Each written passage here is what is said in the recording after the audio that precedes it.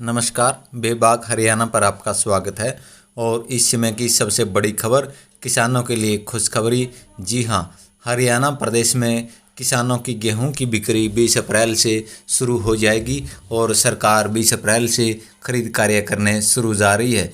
गौरतलब है कि किसान बेसब्री से गेहूं बिक्री की इंतजार में थे, जो इंतजार अब पूरा हो चुका है। आइए हम बताते हैं कि किस तरह से गेहूं बिक्री का कार्य होगा और किस तरह से किसान भाई अपनी गेहूं की बिक्री कर सकते हैं।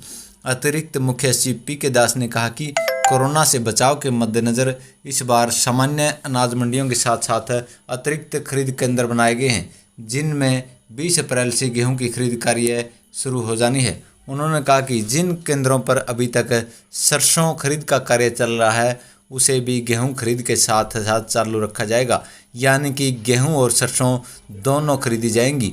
इस बात की चिंता किसानों को भी थी कि कहीं गेहूं बिक्री शुरू होने के बाद उनकी सरसों की खरीद बंद न हो जाए, जिस पर अब सरकार ने साफ कर दिया है कि गेहूं और सरसों की खरीद एक साथ की जाएगी।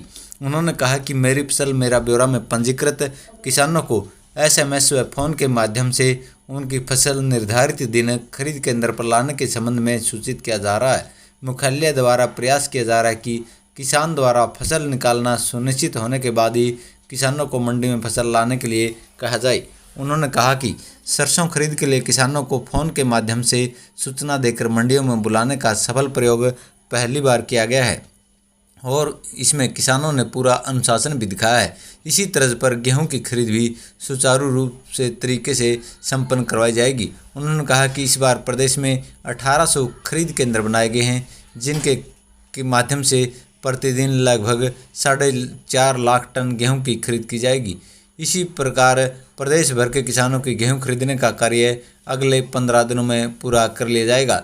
किसी किसान को जल्दबाजी या हड़बड़ी करने की आवश्यकता नहीं है। मंडी में फसल लाने के आमंत्रण के समय यदि किसी ने फसल की नहीं निकाली है, उसे बाद में आने का अवसर दिया जाएगा। उन्होंने कहा कि कोरोना वायरस को फैलने से रोकने के लिए यह सभी उपाय करने आवश्यक हैं और सभी जिला प्रशासन इस संबंध में समुचित तैयारियां करें कि अनाज मंडी व खरीद केंद्रों पर भीड़ न होने पाए। इसके लिए यह भी सुनिश्चित किया जाए कि किसी मंडी में दूसरे जिले अथवा दूसरे प्रदेश के किसान फसल लेकर न आएँ। उन्होंने कहा कि हर किसान का गेहूं का दाना दाना और सरसों का दाना दाना खरीदा जाएगा, जिसे लेकर किसानों को किसी भी प्रकार की चिंता करने की ज़रूरत नहीं है।